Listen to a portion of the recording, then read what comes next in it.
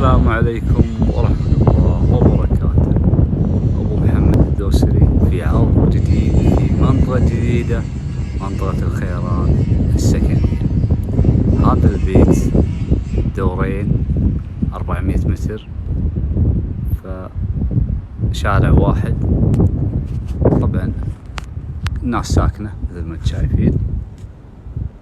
هذا المسجد قريب من عنده، وفيه أفرع قريبة كذلك من عنده، المدارس قريبة من عنده من هناك.